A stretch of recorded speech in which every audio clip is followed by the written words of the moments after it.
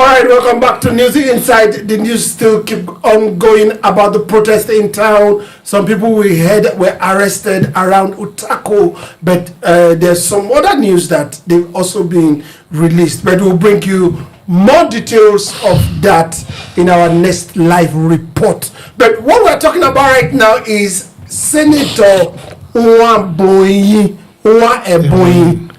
right? Nwebonyi. Now, he's the senator. Let me refresh your mind about him. He's the one that stood in for the Senate president to attack or to talk back at Senator Natasha Akpoti-Uduaghan, and also the former Minister for Education, Obi Ezekwesili, during the hearing at the House. Now, there's a twist and turn. Philip, tell me. Twist and turn. He's been sued. So interesting. Nigeria is a real drama. I think five just define Nigeria with one word. Say, we the politicians, we entertain the masses on social media. We don't really quarrel. We just entertain the masses, and then we get paid for it, and we, fat largesse in our bank account. It's laughable that the federal government is suing Senator Nwebonyi for defaming Senator Natasha. Senator Natasha, the National Assembly, suspended for 6 months, went to court for her right, and the court could not make a consequential order, and both parties went to court on appeal, and then both parties claimed victory. From nowhere, Senator Natasha resumed office, and we didn't hear anything about that matter all over again. But what we're hearing is that the federal government had filed 5 count charges against a sitting Senator Nwebonyi from Ebonyi for defaming Natasha, and the quoted statement he made on live TV such as Arise TV, TVS, and Channel, and others, not our own media. So it's a laughable matter. The matter I thought should be between Natasha and Senator Nwebonyi and Nwebonyi. Yeah. If she feels so strongly that she's been defamed, that the statement could tarnish her image before the public. But the reverse is the case. The federal government has actually quoted some section of the, the penal code and the rest of them, stating that, this is what the section says. So the question I ask myself, what does the federal government intend to achieve by this, adventure? Because I call it adventure. Is that the most serious matter today in this country that the federal government need to attend, especially as it relates to criminality? That if you prosecute Senator Nwebonyi successfully for defaming Senator Natasha, that it will reduce crime and will serve as a deterrent for criminal element from committing crime. Sometimes we just wonder if those in government really know what they are there for. If they put on their thinking cap. Exactly. That's why I say if they know what they are there for. Do they really know? Now, Peter, don't also forget it was this same senator that said that if you are descending from the airport, that's Nnamdi Azikiwe International Airport, there are a lot of shanties and all that they should be relocated. And some of them said all the ones in the boy have they been relocating people from their villages. Is it that easy? Now, how did it get here? Now, what is the benefit of the federal government? See, I'm concerned. We're not seeing from this angle. I'm troubled that the federal government is towing this line. The question now is why Nwebonyi? We all know that Nwebonyi is 120% support of this government. What are they doing? They want to use him as an example. They will not go through with the case because with this trajectory now, first it was Natasha against Akpabio. See, they said Natasha defamed Akpabio. Instead of Akpabio going to court, it was federal government. I went to court on behalf of Akpabio. Now, Nwebonyi, they're suing him. See, this trajectory will not help Nigeria. This is a civil matter. They should go and stop and say about what it means tomorrow. PK, if me and you quarrel, Federal government will come in your defense. So what they will start picking people, they start picking cases that not irrelevant. It's okay if you complain, say they are witch hunting, they say we did it to one boy. That's one of us. This case is going nowhere. You just want to keep one boy for tomorrow. If they arrest you now, if you talk to say they are picking opposition, they will flash one boy. It's one boy not in APC. As Philip said, what is the gain for this? What are they trying to do? Is this that they don't have work? If they don't have work, I want to give them work. No. Godfrey Naji has resigned. It is alleged that he forged his certificate. Why come they don't take him to court? No, if they don't, Godfrey Naji should be taken to court. He ate salary for how many months illegitimately? He's a criminal. So why they not do that? They are looking for things to distract us. Why boy just for what they want to do tomorrow? Just mark my word. Why boy just for them to have a something they will fall back to? If you say they are returning the opposition, they'll flash one boy. That's what they're doing. This case is going nowhere.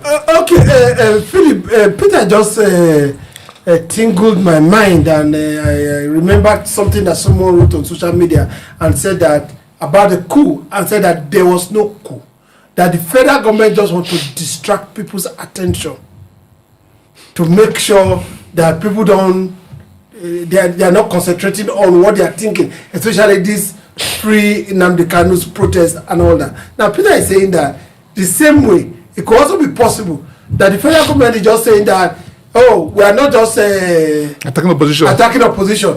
One of our own too is suffering. Do you think about like that? I agree with Peter 100%. This federal government is full of tricks, like he said in our previous episode, and we've always said it, that this present government, all they know how to do is to play politics with every single issues. They forget to realize that their duty is for governance, to ensure that they deliver on their promises. But they are not concerned about their promises. All they are concerned about is how to play politics of the next election. All they are doing, like, if I can't help but to agree with Peter that there will be a crampdown on the opposition on flimsy excuses like this, where when you say they will flash, Senator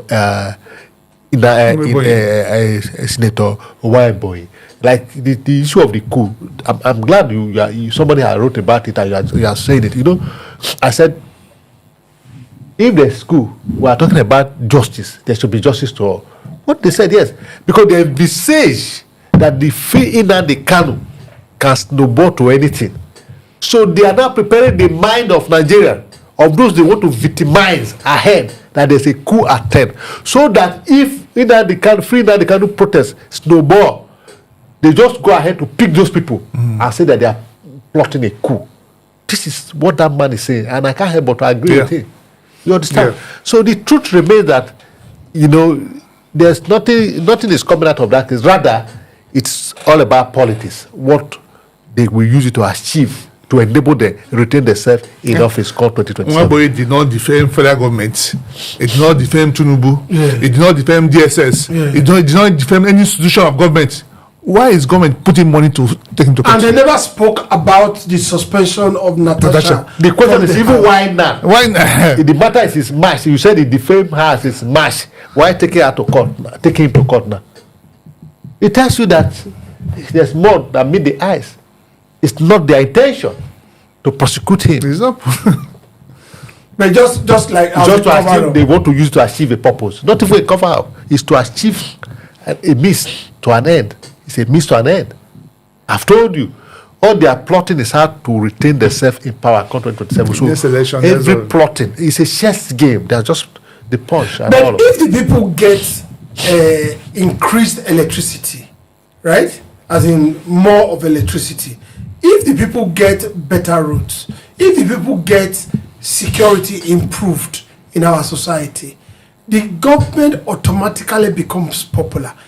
If the government did internal roads, existing roads that we have, and forget a road that costs billions per kilometer, don't you think this government will be quite popular? That's what we have always advocated on this platform. Especially through General Kafo. He said, look, we are not saying that we are not interested in changing government. we are interested in Nigeria that work for every one of us, that the government should deliver on its promises, such as if good infrastructures, health, education, security, and improve economy. Remove people from the street, get them to work, get them engaged, try and bring in investors. What you are saying, let me put in a nutshell. What you just said is that their scorecard cannot guarantee the next election. That's why you're doing what you're doing. Because if they've done everything you've said, they will not be troubled. Like, go to Abia State, the man is not troubled. You know, if he knows if this election is free and fair, that he has won the election.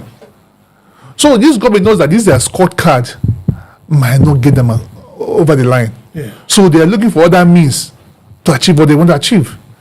And again, I can't but agree with Okafor.